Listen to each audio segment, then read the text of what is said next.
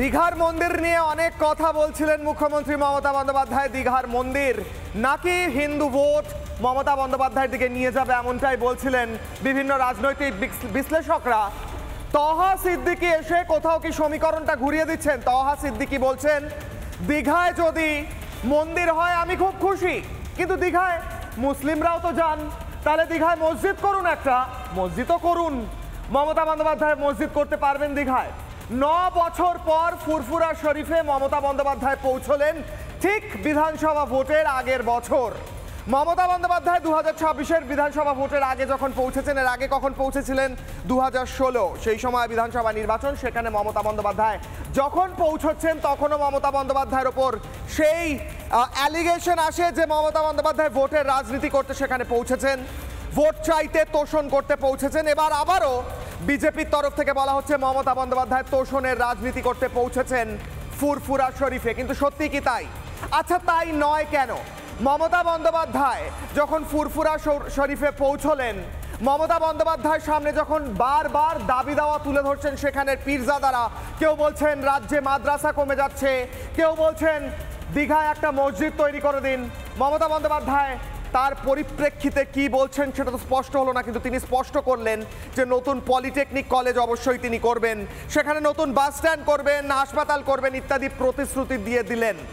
আবার ফুরফুরা শরীফের ইব্রাহিম সিদ্দিকী বলছেন শুধু কথাই হচ্ছে, কাজ কোথায়? এখানে উন্নয়ন তো দেখতে পাচ্ছি না। আবার তহা সিদ্দিকী কদিন আগে বললেন 14 বছরে 14 টাকাও খরচা করেনি তৃণমূল কংগ্রেস এই ফুরফুরা শরীফে। আসলে উন্নয়ন না করে শুধুমাত্র ভোটের জন্য সংখ্যালঘুদের তোষণ করে কতদিন চলবেন মুখ্যমন্ত্রী? প্রশ্ন উঠছে হিন্দুদের ঐক্য দেখে ভয় পেয়ে এখন তড়িঘড়ি ফুরফুরা শরীফে গিয়ে কি ডুবন্ত নৌকো বাঁচাতে পারবেন মমতা? প্রশ্ন করছে বিজেপি। গোটা বিষয় নিয়ে বিশেষ প্রতিবেদন, তারপর ফিরছি হাই ভোল্টেজ ডিবেটে। দেখুন। আপনারা শান্তিতে থাকবেন, আপনারা স্বস্তিতে থাকবেন, আপনাদের জীবনের নিরাপত্তা দেওয়ার দায়িত্ব আমাদের। তার কারণ আমরা থাকতে আপনাদের কেউ কোনো রকম অত্যাচার করতে পারবে না। মাননীয় মুখ্যমন্ত্রী সাহেব তিনি যে ফুরফুরা শরীফে প্রতিশ্রুতি আগে দিয়েছিলেন, আইটি কলেজ, বিশ্বমানের পর্যটন, মুসাফিরখানা, যদি রাহুবনের হাতে ঠেলে দেওয়া হয় তাহলে কি কাজ কাম হবে? ভোটের আমি, ভোটের তুমি, ভোট দিয়ে যাইছে না। আমি কোনোদিনও বলি না আমিও কিন্তু একটা ব্রাহ্মণ পরিবারের, হিন্দু পরিবারের মেয়ে, জেনে রাখবেন, কিন্তু আমি নিজের পরিচয় কখনো দিই না। তার কারণ আমি বিজেপির থেকে সার্টিফিকেট নিতে যাব না আমি হিন্দু না আমি মুসলমান। মমতা ব্যানার্জির এই যে সংখ্যালঘু তোষণের এবং হিন্দু সঙ্গে বৈষম্যের যে এত বড় রাজনীতি, যে নোংরা রাজনীতি, সেই নোংরা রাজনীতি এজ এক্সপোজ। না হিন্দু না মুসলিম, তাকে যে কেউ বিশ্বাস করেন না তা বিলক্ষণ বুঝেছেন তৃণমূল নেত্রী। বিধানসভা থেকে নবান্ন ঘুরে মাঠে ময়দানে কদিন নিজের হিন্দুত্ব প্রমাণের প্রাণান্তকর চেষ্টা করতে না করতেই ঝাঁপিয়ে পড়তে হয়েছে সংখ্যালঘু ভোট ব্যাংক বাঁচাতে। হাঁকডাক করে তিনি ফুরফুরা শরীফে। লক্ষ্য অবশ্যই তোষণের পতাকাটা আর একবার তুলে ধরা। এই যে তিনি কত বড় হিন্দু প্রমাণে এত ছোটাছুটি করলেন, সেই ফাঁক গলে সংখ্যালঘু ভোট ব্যাংকে কতটা রক্তক্ষরণ হলো সেটা একটু মেপে ফেলা। কিন্তু যাদের জন্য এই অক্লান্ত ছোটাছুটি তারা আদৌ বিশ্বাস করেন তো? और हाथ जोड़ से ममता बनर्जी जी से रिक्वेस्ट करता हूं, प्लीज बराए मेहरबानी करके, आप हिंदू हैं, आप मुसलमान नहीं हैं, आप अपने जबान से अल्लाह रसूल का नाम लेना छोड़ दीजिए, मुसलमानों के महफिलों में जाना छोड़ दीजिए। अगर आपको मुसलमानों से मोहब्बत है तो मुस्लिम इलाकों में स्कूल, कॉलेज और हॉस्पिटल खोलिए, वरना अल्लाह रसूल का नाम लेकर राजनीति मत कीजिए। বুঝুন কাণ্ড। এই যে তিনি বারবার বলেন তিনি নাকি মুসলিম ভাই বোনদের ত্রাতা, উন্নয়ন বুঝি এখানেও রাস্তায় দাঁড়িয়ে ঠিকানা খুঁজে পাচ্ছে না, উল্টে বিপদ বাড়িয়েছে তোষণের ফানুস। দীঘায় জগন্নাথ মন্দিরের পাল্টা এখন মসজিদের দাবিতে হাওয়া গরম হচ্ছে। সরকারের টাকা খরচা করে জগন্নাথ মন্দির করা যাবে কি না যাবে এটা আমার জানা নেই। তা আমাদের একটা দাবি আছে যে মুখ্যমন্ত্রীকে জানতে হবে ওখানে শুধু হিন্দু ভাইয়েরা যায় না, মুসলিম ভাইয়েরা যায়, তো তাদের জন্য একটা মসজিদ কিভাবে করা যাবে, কোন প্রসেসে করা যাবে, ওয়াকফ মানে ওয়াকফ বোর্ডের আন্ডার দিয়ে করা যাবে কিনা, এটা ওনাকে চিন্তা ভাবনা করার জন্য বলতে পারি। মন্দির বনাম মসজিদ, উন্নয়ন আটকে এখানেই। উন্নয়ন আদতে আটকে ভোট বাক্সের রাজনীতিতে। উন্নয়ন আটকে তোষণের দরাদরিতে। স্রেফ তোষণের রাজনীতি করতে করতে মমতা বন্দ্যোপাধ্যায় ভুলেছেন মা মাটি মানুষের কথা। এখন সেই তোষণই হয়েছে বুমেরাং। তোষণ বিষয়ে শাসন শেষ হবে মমতার? রিপাবলিক বাংলা। মমতা বন্দ্যোপাধ্যায় কি বিপাকে পড়েছেন? একদিকে হিন্দু ঐক্য এবং অন্যদিকে দাবির শেষ নেই। কেউ বলছেন, তহা সিদ্দিকী বলছেন, দীঘায় যদি মন্দির বানানো হয় তবে এবার একটা মসজিদ বানিয়ে দিন। ওখানেরই বিভিন্ন পীরজাদাদের বক্তব্য শুনছিলাম একটু আগে, যেখানে মমতা বন্দ্যোপাধ্যায় একদম স্টেজে বসে রয়েছেন। সেখানে পীরজাদা নুরুল্লাহ সিদ্দিকী বলছেন যে এই রাজ্যে মাদ্রাসা বড় কমে গেছে, মাদ্রাসাটা একটু সংখ্যা বাড়িয়ে দিন যাতে আমরা আপনার পাশে থাকতে পারি। আবার ঠিক তারপরেই আরেকজন পীরজাদা বলছেন যে এখানে উন্নয়নের 10 দফা দাবি আমরা দিয়ে এসেছিলাম, সবটা তো হলো না, একটু দেখুন, আমরা আপনার পাশে থাকবো, আপনিও থাকুন। এই টোনে যেভাবে দাবি দেওয়া চলছে ইফতার পার্টির নামে বা ইফতারের অনুষ্ঠানের নামে, তাতে প্রশ্ন উঠছে, একদিকে সংখ্যালঘুদের দাবি দেওয়ার রেগুলেটর তো ওপর দিকে চড়ছে 3, 4, 5, আর অন্যদিকে হিন্দুদের ঐক্য। শুভেন্দু অধিকারী বলছেন 1 কোটি হিন্দু রামনবমীর দিন মিছিলে নামবেন। এবার কি জাঁতা কলে পড়েছেন মমতা বন্দ্যোপাধ্যায়? প্রশ্ন করছি কিশোলার অগ্নিবাণে। আজ আমার প্রথম অগ্নিবাণ, আমি যেটা নিয়ে যাব সরাসরি আমার অতিথিদের কাছে। আজ আমার প্রথম প্রশ্ন কিশোলার অগ্নিবাণে, হিন্দু ঐক্য একদিকে এবং সংখ্যালঘুদের সাঁড়াশি চাপ, সংখ্যালঘুদের দাবি, আমার এই চাই, আমার ওই চাই, দীঘা একটা মসজিদ চাই, আমার না মাদ্রাসা চাই, কিংবা হসপিটাল যথেষ্ট হচ্ছে না, আরও বেশি করে করুন, হিন্দু হয়ে কেন আপনি আল্লাহর নাম নিচ্ছেন, হসপিটাল করে দিন, এমনটাও বাড়িতে শোনা গিয়েছে। আমার কথা নয়, সংখ্যালঘুদের কথা। হিন্দু ঐক্য সংখ্যালঘুদের সাঁড়াশি চাপে কি বেকায়দায় পড়েছেন মমতা? আমি প্রশ্ন করব। আমি যাব এই মুহূর্তে যারা উপস্থিত রয়েছেন আমার সঙ্গে, সরাসরি যাব প্রত্যেকের কাছে। আমার সঙ্গে এই মুহূর্তে স্টুডিওয়ে উপস্থিত রয়েছেন বিমল শঙ্কর নন্দ, বিজেপি মুখপাত্র। আমার সঙ্গে রয়েছেন অনিন্দ সিনহা রয়, রাজনৈতিক কর্মী তথা তৃণমূলকে সমর্থন করেন। আমার সঙ্গে রয়েছেন অনির্বাণ চৌধুরী, সিপিআই নেতা। আমার সঙ্গে রয়েছেন শুভাশিস ভট্টাচার্য, কংগ্রেস মুখপাত্র। আমার সঙ্গে রয়েছেন কাজী মাসুম আক্তার, কাজী সাহেব পদ্মশ্রী প্রাপ্ত শিক্ষাবিদ। আমি কাজী সাহেবকে দিয়ে শুরু করব। কাজী সাহেব, আমি রাজনীতির কথায় পরে আসছি, আমি প্রত্যেকের কাছে যাব রাজনীতি দিয়ে। আমার প্রথম কথা হচ্ছে, ইফতার শব্দের অর্থ কি? ইফতার কথার মানে কি? দেখুন, ইফতার হচ্ছে একটা খাওয়া। হ্যাঁ, সারাদিন উপবাস করার পর যারা আত্মসংযমে সাফল্য পেয়েছে, পরীক্ষায় পাশ করেছে, উত্তীর্ণ হয়েছে, সারাদিন পর সূর্য নিভে যাওয়ার সাথে সাথে তাদের ফলাহারের মাধ্যমে খাওয়ার বন্দোবস্ত রয়েছে। অর্থাৎ এটা রোজাদারদের রোজা ভঙ্গ করা, সংযম মোচন করার হ্যাঁ, একটা ঠিক অভ্যাস। কাজী সাহেব, আমি অ্যাডিশনাল প্রশ্নটা করছি। এই ইফতারের অনুষ্ঠানে যিনি, আমি জানি না মমতা বন্দ্যোপাধ্যায় রোজা করছেন কিনা বা তার সঙ্গে যারা গেছেন তারা করছেন কিনা, সেই অনুষ্ঠানটাকে ব্যবহার করে সেখানে কি রাজনৈতিক ফায়দা হবে, সেখানে কি পলিটেকনিক কলেজ বানানো হবে, কে কোন দাবি দাওয়া তুলে ধরেছেন, সেখানে এর পরবর্তীকালে কে কার পাশে থাকবে রাজনৈতিকভাবে, এটার কি কোনো প্রয়োজন আছে নাকি এটা অন্যভাবেও করা যেত? বলুন। পরিষ্কার করে বলছি, এ নিয়ে আমি কয়েক হাজার টকশো করেছি, আর কত শত যে লিখেছি তার ঠিক নেই আর কি। 2000 সাল থেকে লিখে আসছি কন্টিনিউ, 25 বছর হয়ে গেল। অজস্র বই লিখেছি, সচেতন করার চেষ্টা করেছি। ইফতার করবে কে? রোজাদাররা ইফতার করবে, যারা রোজা রেখেছে, যারা উপবাস আছে। আর বলা হয়েছে ইফতার মানে ওই সন্ধ্যাকালীন যে খাবার, যে ফলাহার, রোজা ভঙ্গ করার সময়ে যদি কেউ গরিব অসহায় হয় তাদেরকেও ইফতার করতে আহ্বান করা হয়, যে তোমরা করো, আমাদের সাথে খাও একসাথে। আর একটা বিধি আছে, যে ধরুন সে মুসলমানই নয় হয়তো, বা সে হয়তো রোজা রাখেনি, সে ওই ইফতার করার সময় হয়তো অতিথি হিসেবে এসে গেল। আর ইসলামের নিয়মই আছে, যদি হঠাৎ করে তোমার বাড়িতে অতিথি চলে আসে, 4টে যদি তোমার রুটি থাকে, তুমি যদি রাত্রে ডিনারের জন্য 4টে রুটি রাখো, আর 4 জন যদি লোক চলে আসে, এই 4 জনকে ভাগ করে দেবে, অর্থাৎ একটা করে পড়বে না। এটা যে অতিথি আপ্যায়ন করা, এটা ইসলামের বিধির মধ্যে। ফলে ইফতারের সময় যদি অমুসলমান লোকে চলে আসে, তাকে ইফতার ভাগ দিতে পারে একসাথে খাওয়ার জন্য। এটা একটা সংস্কৃতি, এটা যে উদারতা। তার সাথে ব্যবসার কোনো সম্পর্ক নেই। অর্থাৎ যে রোজা রাখেনি তাদের জন্য কিন্তু ইফতার না, রোজা রাখার মানুষগুলোর জন্যই ইফতার, আর বাকিটা সৌজন্য। আমি একটু ক্লিয়ার করে দিই, আজকে যে ঘটনা আমি দেখছিলাম, আমি অবাক হয়ে যাচ্ছিলাম। দুপুরে বিক্রি হওয়া সস্তা সবজির মতো একটা জনজাতি যখন বিকিয়ে যায় সস্তায়, অল্প দামে, অল্প দামে কেনা যায়, আজকে যেন তাই মনে হচ্ছিল।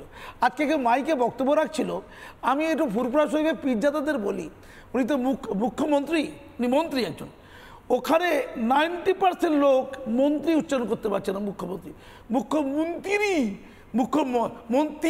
দেখুন, চালিয়ে দেখুন, মন্ত্রী আর মুখ্যমন্ত্রী।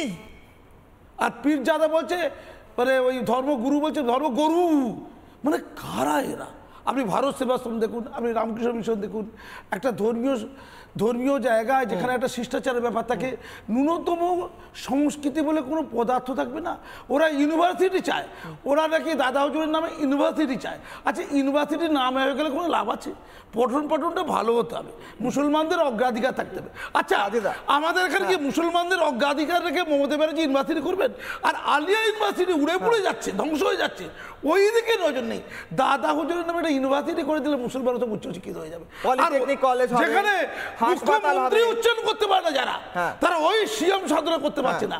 আর ওখানে ভোট দিতে গেছেন, মাননীয় যে গেছেন, ওখানে কোনো ইফতার করতে যায়নি, ওখানে ভোট দিতে গেছেন। এবার এখনো যদি মুসলমান সচেতন না, আমি বলিনি, ওখানে কাসেম সিদ্দিকী সে আছেন, তিনি তহা সিদ্দিকী সম্পর্কে অভিযোগ করেছেন যে রাজ্য সরকার ওখানে হসপিটাল করার জন্য যে টাকা দিয়েছে, ওই টাকাতে উনি ভাগ বসিয়েছেন। এটা কাসেম সিদ্দিকীর বক্তব্য, উনি ভিডিও করে দেখিয়েছেন। কদিন আগে এই তহা সিদ্দিকী সাহেব বলেছেন যে বিষধর সাপে কামড়ালে কোন হসপিটাল যাওয়া দরকার, ডাক্তারের কাছে যাওয়া দরকার, হসপিটালে যাওয়া দরকার। 14 বছরে 14 টাকা খরচা হয়নি, আমি থুতু দিয়ে ভালো করে দেব। তহা সিদ্দিকী বলছেন পুলিশগুলোকে এই কুসংস্কার ছড়ানোর জন্য অ্যারেস্ট করবে আজকে। হ্যাঁ, আমি তহা সিদ্দিকীর একটা বাইট শোনাবো। তহা সিদ্দিকী বলছেন 14 বছরে, আমি আসি কাজী আপনার কাছে, 14 টাকা খরচা হয়নি, শোনাবো, শুনুন।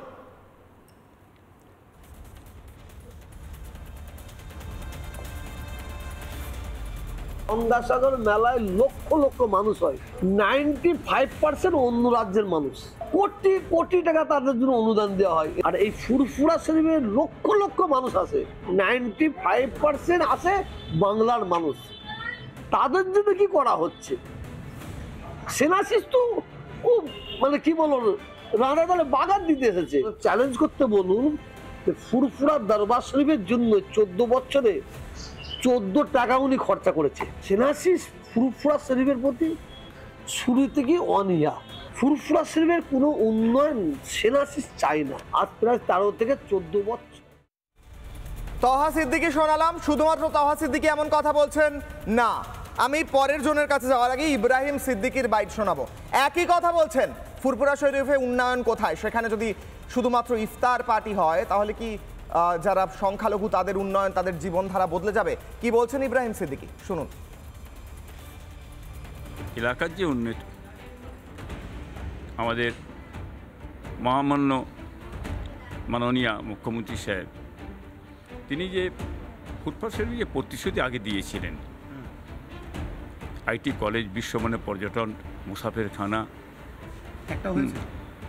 তারপরে আপনার রেল, এসব বিষয়ে প্রতিশ্রুতি দিয়েছিলেন, বা এলাকার টাকাও যে দেন টাকা দিয়েছেন, এটা অস্বীকার তো করা যাবে না। কিন্তু সে টাকা দিয়ে কোথায় দিলেন? যদি রাহুব বোনের হাতে ঠেলে দেওয়া হয় তাহলে কি কাজ কাম হবে? একটাও কাজ হয়নি। কিছু হয়েছে, কিঞ্চিত হয়েছে, কিঞ্চিত না করলে তো মোটেই পাবে না, একটু তো দেখাতে হবে, তবে তো খাবার রাস্তাটা ভালো পাওয়া যাবে, এটা তো লাইনের কথা। আমি যাব অনিন্দ সিনহা রায়ের কাছে, তৃণমূলকে সমর্থন করেন এবং রাজনৈতিক কর্মী। অনিন্দবাবু, আমার সাফ প্রশ্ন, ইফতার পার্টি, ইফতার মেহফিল সরকারি টাকায় হচ্ছে, এই প্রথমবার 9 বছর পর গেলেন মুখ্যমন্ত্রী, আগামী বছর বিধানসভা ভোট, কিন্তু সেখানে উন্নয়ন হয়নি বলছেন তহা সিদ্দিকী, ইব্রাহিম সিদ্দিকী। এরা সবাই মিথ্যা কথা বলছেন না সত্যি আপনারা উন্নয়ন করেন না, শুধুমাত্র মমতা বন্দ্যোপাধ্যায় ইফতার পার্টি করে সংখ্যালঘুদের চোখে ধুলো দিয়ে ভোট নিতে চান?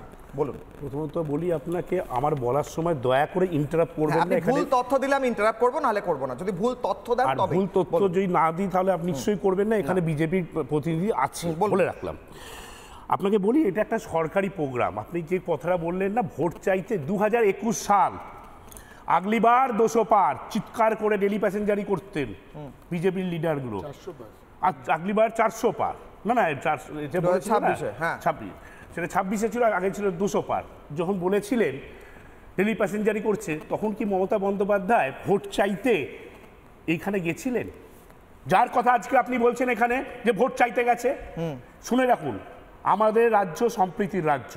মমতা বন্দ্যোপাধ্যায় আজকে বলেছেন যখন উনি ছট পুজোতে যান, কথা তো বলেন না, ওঠে না, যখন উনি বড়দিনে যান তখন তো কোনো প্রশ্ন করেন না, যখন উনি দুর্গা পুজো, কালী পুজো, গুরুদুয়ারে যায় তখন তো কোনো প্রশ্ন তোলেন না আপনারা, যখন কোনো মুসলমান ভাইয়ের কাছে যায় সেখানে আপনাদের তখন সবাই রে রে রে রে রে রে রে করে ওঠে। কেন?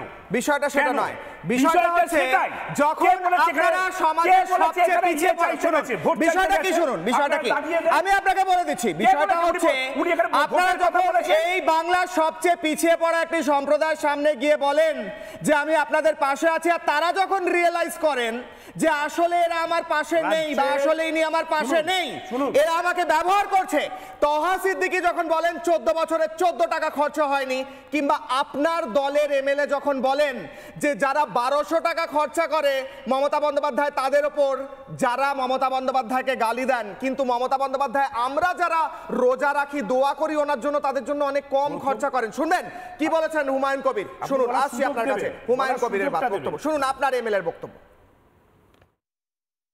মমতা ব্যানার্জির 14 গোষ্ঠী পার করে তাদের ঢোকে 1200, আর যারা মমতা ব্যানার্জির জন্য দুহাত তুলে মানে ইয়ে করে, মানে দোয়া চায় বা এই রোজা রাখে মমতা ব্যানার্জির জন্য, তাদেরকে দেয় 1000, আর যে মমতা ব্যানার্জির 14 গোষ্ঠী পার করে তারা পায় 1200।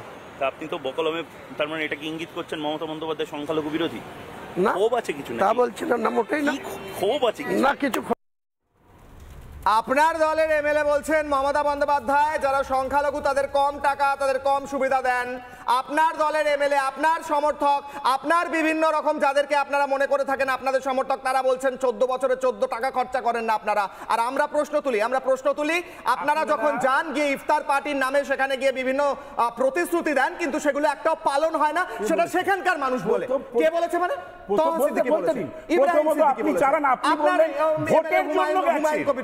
আপনি বললেন, আপনি কিশোরয় বাবু আপনি বললেন ভোটের জন্য গেছে। অবশ্যই ভোটের জন্য। কারণ ভোটের কথা কেন ভোটের জন্য গেছে? কারণ সেখানে গিয়ে ইফতার পার্টিতে তিনি যাচ্ছেন 9 বছর বাদে 2026 বিধানসভা ইলেকশনের ভোটের ঠিক আগের বছর।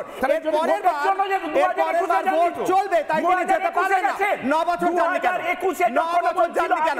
2016 গেছে, কারণ এইবার হিন্দু ঐক্যে ভয় পেয়েছেন, কারণ হিন্দু ঐক্যে ভয় পেয়েছেন, হিন্দু ঐক্যে ভয় পেয়েছেন, তাই এবার যাচ্ছেন। হিন্দু ঐক্যে মমতা বন্দ্যোপাধ্যায় তৃণমূল ভয় পেয়েছেন, তাই যাচ্ছেন। বলছি এখান থেকে বেরিয়ে গিয়ে একটা ঢিল ছুড়ুন, কারো যদি মাথায় পড়ে সেই লোকটা দেখবেন তৃণমূল। ছেড়ে দিন আপনি, ওখানে ছেড়ে দিন। এইসব ইমাজিনারি কথা বলে লাভ নেই, কাল্পনিক কথা। আমার সোজা কথা, আমার সোজা কথা, আপনারা ভয় পেয়েছেন কিনা বলুন। এই রাজ্যের মুসলিমরা কি বলছেন শুনুন, এই রাজ্যের মুসলিমরা কি বলছেন জানেন? ভোট চায় তৃণমূল কংগ্রেস কাজের নিরিখে ভোট চায়, কাজের নিরিখে, কিন্তু কাজ তো হচ্ছে না।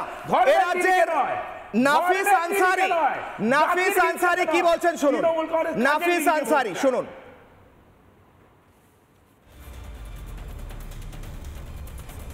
जोर से ममता बनर्जी जी से रिक्वेस्ट करता हूं, प्लीज बराए मेहरबानी करके, आप हिंदू हैं, आप मुसलमान नहीं हैं, आप अपने जबान से अल्लाह रसूल का नाम लेना छोड़ दीजिए, मुसलमानों के महफिलों में जाना छोड़ दीजिए। अगर आपको मुसलमानों से मोहब्बत है तो मुस्लिम इलाकों में स्कूल, कॉलेज और हॉस्पिटल खोलिए, वरना अल्लाह रसूल का नाम लेकर राजनीति मत कीजिए। আমি যাব বিমল শঙ্কর নন্দর কাছে। বিমল শঙ্কর নন্দ, যেমনটা অনিন্দবাবু বলছেন, মমতা বন্দ্যোপাধ্যায় একটু আগে বলেছেন আমি কাশী বিশ্বনাথে গেলে আপনারা প্রশ্ন তোলেন না, আমি কোনো গির্জায় গেলে আপনারা প্রশ্ন তোলেন না। আজকে আমি ইফতারে এসেছি এবং কিছু মিডিয়া, কিছু লোক আমাকে প্রশ্ন করছে আমি কেন এসেছি, তোষণের জন্য এসেছি। এটা তো উচিত নয়, তাই নয়? না, একদম উচিত নয়। আমি খালি কতগুলো কথা মনে করিয়ে দেওয়া উচিত। আমার মনে পড়ে গেল নন্দীগ্রাম আন্দোলন যখন হচ্ছিল, তখন মাঝে মাঝে নিজের মতো করে নন্দীগ্রাম যেতাম, কারণ সিপিএমের ওই অত্যাচার সহ্য করতে পারিনি এবং নিজে মেদিনীপুরের মানুষ হয়ে সেই দলটাকে তখন থেকে ভয়ঙ্করভাবে ঘৃণা, আগে অপছন্দ করতাম, নন্দীগ্রাম ঘটনার পর ওই সিপিএম দলটাকে আমি ঘৃণা করতে শুরু করেছিলাম। সেই সময় আমার মনে আছে যে ওখানে যারা লড়াই করেছিল নন্দীগ্রামের মানুষজন, যাদের নেতৃত্বে ছিলেন শুভেন্দু অধিকারী, তাকে ভুলে গেছে এই তৃণমূল কংগ্রেস। শুধু তাই নয়, অধিকারী পরিবার, এমনকি বয়স্ক শিশির অধিকারীও যেভাবে প্রতিরোধ গড়ে তুলেছিলেন সেটাকেও ভুলে গেছে। এখন মনে করে নাকি তৃণমূলের জন্যে অধিকারী পরিবার, আমি উল্টোটা বলি, অধিকারী পরিবার সেই লড়েছিল বলে আজকে তৃণমূল ক্ষমতায় এসছে, তাকে ভুলে গেছেন। এবং তারপর যখন এই নন্দীগ্রাম মানে ঘটনার স্মরণ হয়, কবার মুখ্যমন্ত্রী নন্দীগ্রামে গেছেন ওই দিন ভুলে গেছেন, কিন্তু মাঝে মাঝে যান, প্রয়োজনে যান, এখন 10টা গাড়ি সামনে 10টা গাড়ি পেছনে যায়, কিন্তু নন্দীগ্রামকে ভুলে গেছেন। সুতরাং কখনো মনে থাকে, কখনো ভুলে যান। আজকে কেন হঠাৎ করে মনে পড়লো পীরজাদার কাছে যাওয়ার? কারণ একটাই, চারদিক থেকে আতঙ্ক গ্রাস করছে। আতঙ্ক কি? হিন্দু ঐক্য, আপনি যা বলেছিলেন তার সঙ্গে আমি কতগুলো জিনিস জুড়ে দিই। শুধু হিন্দু ঐক্য নয়, যারা এই পশ্চিম বাংলাটার ভালো চায়, হিন্দু, মুসলিম, খ্রিস্টান প্রত্যেকে কিন্তু চাইছে এই দলটা ক্ষমতা থেকে চলে যাক, কারণ এরা থাকলে একদম পশ্চিম বাংলাকে এরা শেষ করে দেবে। মুসলিম শুধু তহার সিদ্দিকী নয়, আমার পাশেও যিনি বসে আছেন কাজী মাসুম আক্তার, ইনিও তো মুসলিম, ইনিও তো ধর্মে মুসলিম, ইনিও তো একজন উদারপন্থী, ইনিও মনে করেন মুসলিম সম্প্রদায় শুধু ভোটে রাজনীতির শিকার কেন হবে। তাকে এমনি এমনি তো কেন্দ্রীয় সরকার পদ্মশ্রী দেয়নি, তার যে কন্ট্রিবিউশন টুয়ার্ডস দ্য সোসাইটি ওইটা দেখে দিয়েছে। এনাদের কথা তো ওনাদের মনে পড়ে না, ওনাদের মনে পড়ে সেই লোকের কথা যাদের কথায় নাকি ভোট হয়। সেই ভোট কি আদৌ হবে? বাংলাদেশের ঘটনা চোখে আঙুল দিয়ে দেখিয়ে দিয়েছে যে এ হিন্দুরা কিন্তু বিপন্ন। শুধু তাই নয়, যারা লিবারাল, যারা উদারপন্থী মুসলিম, তারাও বাংলাদেশে বিপন্ন এখন। ফলে গোটা উদারনৈতিক ব্যবস্থার বিপদ তৃণমূল কংগ্রেস। আর একটা কথা বলি, রাজনীতি হয় না রেড রোড নামাজে, রেড রোডে যখন নামাজটা হয়, আপনি আপনার পুরোনো ফুটেজগুলো দেখান তো, সেখানে শুধু আল্লাহর নাম হয়, রাজনীতির কথা হয় না। আরেকটা কথা বলি, সেটা হচ্ছে বিজেপিকে ভোট দেবেন না, একদম কোট আনকোট। একদম। আসলে আর একটা ভয়ঙ্কর ঘটনা, আপনারা জানেন না ঘটনাটা, সেটা হচ্ছে মানে আলোচনায় কম আসে। কিন্তু আপনারা কাশী বিশ্বনাথ গেলে প্রশ্ন তোলেন না, কিন্তু মমতা বন্দ্যোপাধ্যায় যে ইফতার পার্টিতে যাবেন তখন আপনারা প্রশ্ন তুলবেন। ওবিসি বলছি, এই কারণে এই পয়েন্টগুলো ধরিয়ে দিচ্ছি। ওবিসি রিজার্ভেশনের নাম করে ওবিসি এ ক্যাটাগরিতে 99% মুসলিমকে ঢুকিয়ে দিয়েছিলেন, ইতিমধ্যেই বাতিল হয়ে গেছে। এবং সুপ্রিম কোর্টে আমি যতটুকু আইনটাই বুঝি, এই রিজার্ভেশন থাকবে না, একদম শেষ হয়ে যাবে। তখন কি দেখাবেন লোককে? তখন এগুলোই দেখাতে হবে, দেখুন আপনার সঙ্গে রয়েছি, মাথা একটু কাপড় টেনে দিয়ে। এগুলো হয় কখনো, আমি যতটুকু ইসলাম ধর্ম বুঝি, এগুলোকে ইসলামরাও পছন্দ করে না। যে যারা রিয়েল, আমি যেরকম, আমি নিজে কেন রোজা রাখবো, আমি হিন্দু, কিন্তু যে রোজা রাখবে নিশ্চয়ই আমি তার পাশে থাকবো। প্রয়োজনে একজন গরিব মুসলিম যদি রোজা রাখে আমি তাকে ফল দেবো, এটা এবং হিন্দু হিসেবে আমার কাজ। কিন্তু মাথায় এইসব কাপড় টাপড় দিয়ে ওই বরং করতে গেলে যেটা হবে সেটা হচ্ছে ভণ্ডামি হবে। আসলে উনি বুঝে গেছেন যে একাধিকবার তাকে সিপিএম কংগ্রেস পার করে দিয়েছে, 2021-এও সিপিএম কংগ্রেস পার করে দিয়েছে, সিপিএম কংগ্রেস আর পার করতে পারবে না। সিপিএম কংগ্রেসের কথাতেই অধীর রঞ্জন চৌধুরী আজকে বক্তব্য রেখেছেন, কারণ আজকে সকালে একই জায়গায় সেখানে কংগ্রেসের নেতৃত্ব গিয়েছিলেন। অধীর রঞ্জন, আচ্ছা শেষ করুন, তারপর আমি অধীর চৌধুরীর কথা। অধীর চৌধুরী এখন রাজ্যের প্রেসিডেন্ট নন, রাজ্যের যিনি প্রেসিডেন্ট, তার ইতিমধ্যেই যা আমার বক্তব্য শুনে মনে হয়েছে, আগামী দিনে কংগ্রেস তৃণমূলের মোর্চাবোধের সময়ের অপেক্ষা। কিন্তু তারপরেও বলে দেবো, কংগ্রেস কিন্তু আর এই তৃণমূলকে বাঁচাতে পারবে না, এটা একটা লস্ট কেস। বেশ বিমল, আমি বাইকটা শোনাই। আমরা প্রশ্ন করেছিলাম যে মমতা বন্দ্যোপাধ্যায় গেছেন বা যাচ্ছেন, এর আগে তো কংগ্রেসও গিয়ে বক্তব্য, সেখানে বৈঠক করে এসেছেন, তাদের কি বক্তব্য, কি বলেছেন অধীর রঞ্জন চৌধুরী শোনাবো। আসছি আলোচনায়, অধীর রঞ্জন চৌধুরী। ফুরফুরা শরীফ একটা মুসলমানদের পীঠস্থান, ধর্মীয় পীঠস্থান। এখন কংগ্রেসের কোন নেতা যাচ্ছে, তাকে আমন্ত্রণ করেছে, হয়তো আমন্ত্রণ না করলে ফুরফুরা শরীফ তো যে কোনো ধর্মীয় ব্যক্তি, যে কোনো ধার্মিক ব্যক্তি তারা বেড়াতে যেতে পারে। ফুরফুরা শরীফে বহু মানুষ পর্যটক হিসেবেও যায়, সেখানটায় কেউ পর্যটক হিসেবে যেতে পারে কংগ্রেসের পক্ষ থেকে, কেউ তাদের আমন্ত্রণে যেতে পারে, কেউ দেখা করতে যেতে পারে, তাতে কোনো ত্রুটি নাই। মুখ্যমন্ত্রী যাওয়ার পিছনে উদ্দেশ্যটা পরিষ্কার, কংগ্রেসে যাওয়ার পিছনে কোনো উদ্দেশ্য নাই। ফুরফুরা শরীফের নাম শুনেছে, সে কাশ্মীরে থাকে, এখানকার যে ইনচার্জ, সে মনে যাওয়ার দেখে দর্শন করে আসে, যেতে পারে। আমি সুভাষিসদের কাছে, সুভাষবাবু, 8ই এপ্রিল 2024 নওশাদ সিদ্দিকী বললেন যে অধীর রঞ্জন চৌধুরীর জন্য আইএসএফ, বাম এবং কংগ্রেসের যে জোট সেটা ভেঙে গিয়েছে, সম্পূর্ণ দায় দিলেন অধীর রঞ্জন চৌধুরীকে। আজকে আবারও বৈঠক হচ্ছে, বলা হচ্ছে যে ঠিক ভোটের আগে প্রত্যেকটি দলের মনে পড়ছে যে ফুরফুরা শরীফ বলে একটি জায়গা আছে, কিংবা আইএসএফ বলে একটি দল আছে। আপনাদের একবার রিজেক্ট করে দিয়েছে নওশাদ সিদ্দিকীরা, আপনারা আবার কি আশায় বৈঠকে যাচ্ছেন?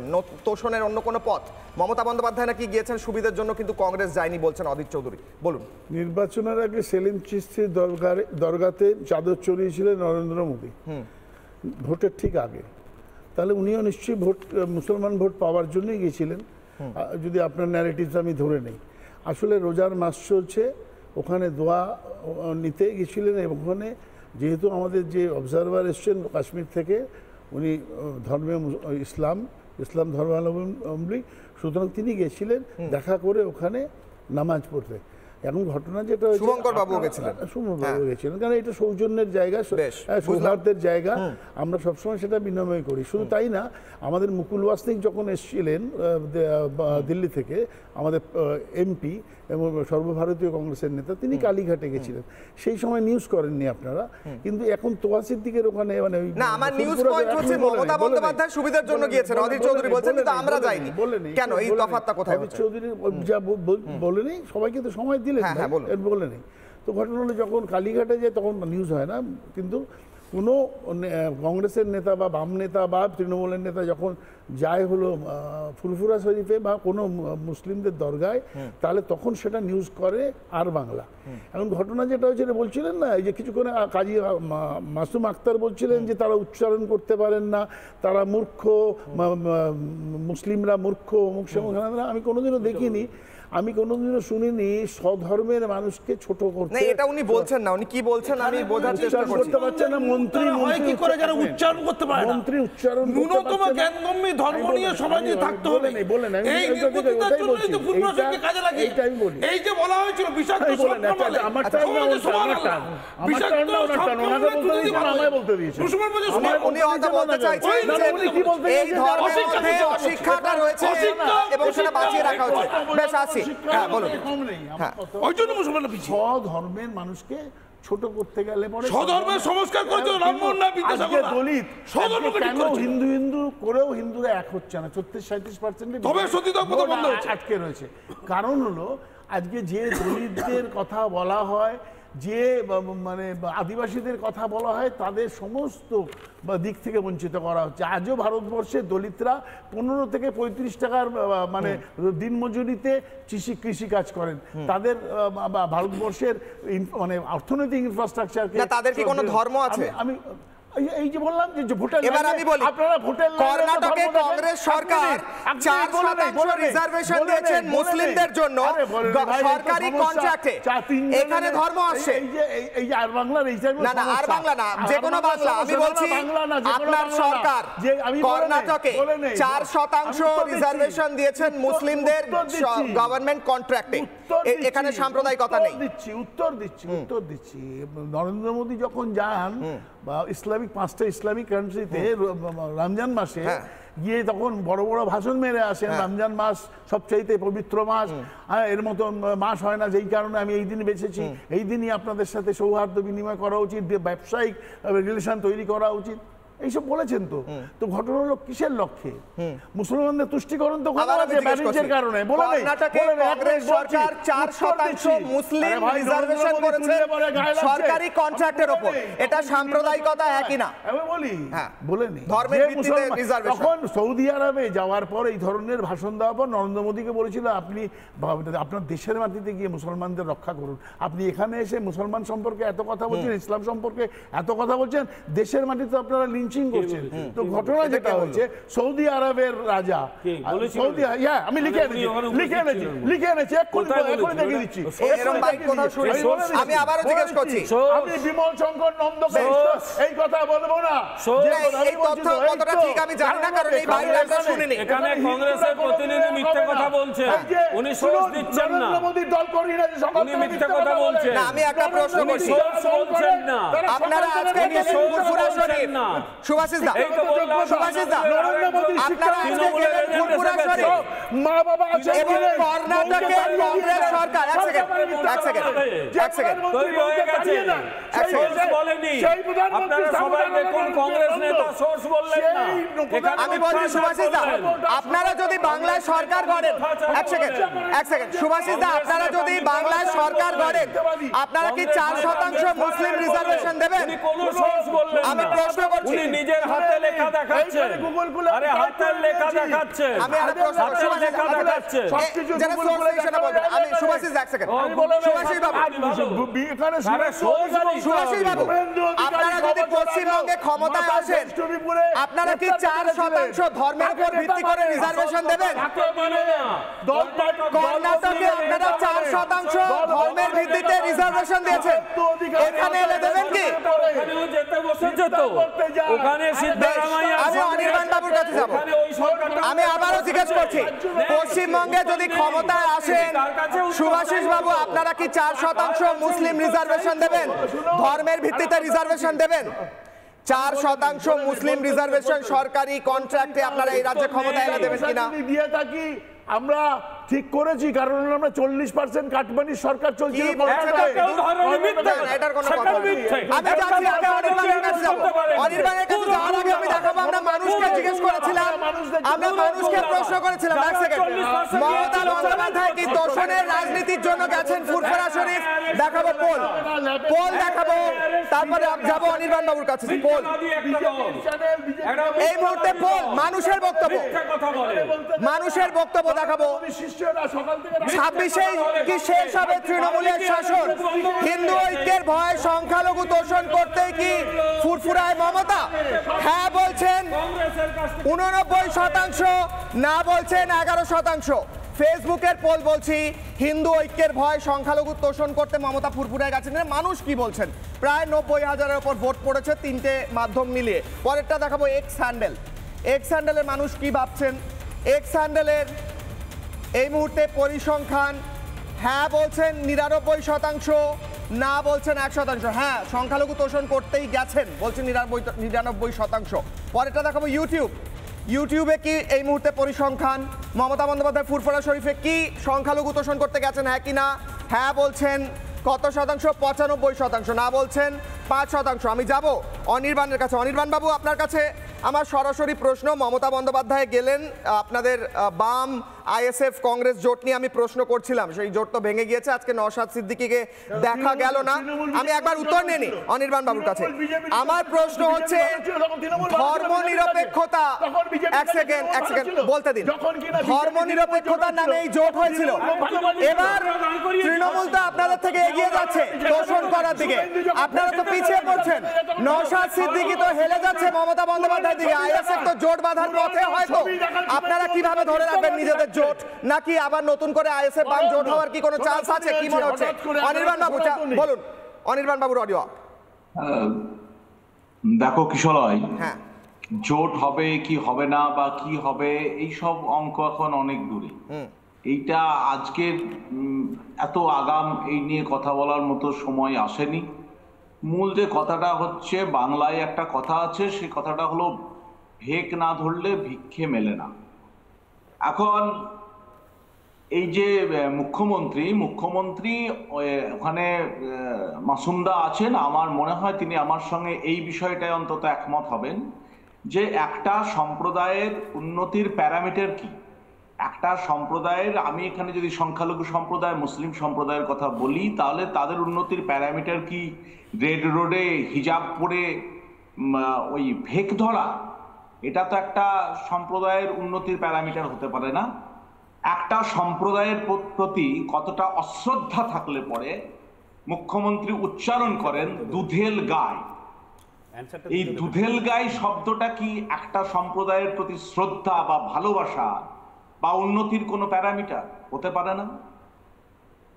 বিভিন্ন জায়গায় ওই শাহজাহানের মতো কিছু ক্রিমিনাল দালালদের জন্ম দেওয়া, তৈরি করা, তাদেরকে ফুলিয়ে ফাঁপিয়ে ঢোল করা এবং বিধানসভায় তাদের পক্ষে দাঁড়িয়ে বলা যে শাহজাহান কিছু করেনি, এই জাতীয় মন্তব্য, সেই দালালগুলোকে প্রশ্রয় দেওয়া, ক্রিমিনালগুলোকে প্রশ্রয় দেওয়া, তারা সমগ্র মুসলিম সমাজের প্রতিনিধি হতে পারে না। তাদেরকে গার্ড করা একটা সম্প্রদায়ের উন্নতির প্যারামিটার হতে পারে না। তাহলে একটা সম্প্রদায়ের উন্নতির প্যারামিটার হতে কি পারে?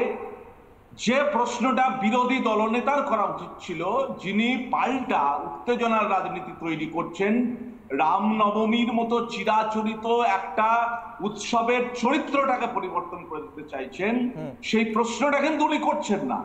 মুসলিম সম্প্রদায়ের উন্নতির প্যারামিটারের প্রথম প্রশ্ন হওয়া উচিত ছিল যে সাচার কমিটি যে সুপারিশ করে, বুঝলাম অনির্বাণ বাবু, ওখানে যারা রয়েছেন তহা সিদ্দিকী থেকে প্রত্যেকে বলছেন উন্নয়ন হয়নি, বলছেন আমার সময় খুব কম, আমার কাছে একদম কম সময় রয়েছে, একদম শেষ করুন একটা সেন্টেন্সে। হ্যাঁ, আমি ওয়ান লাইনারে শেষ করছি। সাচার কমিটির যে সুপারিশ সেইটা উনি কি এক্সিকিউট করেছেন এই ক বছরে, তার হোয়াইট পেপার কেন উনি প্রকাশ করছেন না? মাদ্রাসা সার্ভিস কমিশনের পরীক্ষাকে উনি 12টা বাজিয়ে দিয়েছেন, কেন দিয়েছেন? 22,000 মাদ্রাসাকে উনি, বেশ আমার একদম সময় কম, আমি 10 সেকেন্ড দেব। অনির্বাণ বাবু হাত তুলছিলেন না, 10 প্রত্যেকে 10 সেকেন্ড দেব, 10 সেকেন্ড দ্রুত। বেশ অনির্বাণ বাবু বলুন। এইগুলো হচ্ছে উন্নতির প্যারামিটার, এইগুলো হচ্ছে জ্বলন্ত প্রশ্ন। আচ্ছা এখানে দেখুন সময় কম। হ্যাঁ, যখন গুরুদুয়ারে গিয়ে আমাদের নরেন্দ্র মোদীজি পাগড়ি পরেছেন, রান্না করছেন, যদিও আগুনটা জ্বলছিল না, তখন তো আপনারা এই কথাটা বলেন না। বেশ বুঝলাম, 10 সেকেন্ড বিমল, 1 সেকেন্ড দ্রুত। আসলে এরা বাঘের পিঠে চড়েছে, এরা জানে নির্বাচনী বৈতরণী বের করতে ওই শাহজাহানের মতো কিছু ক্রিমিনাল লাগবে। হিন্দুরা এক হয়েছে, এবার সেই ক্রিমিনালদের ঘরে।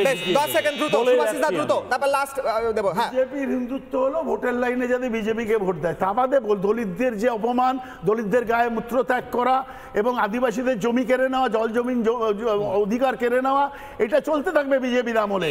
আদানিকে দিয়ে দেবে, কিন্তু হিন্দুদের ভোট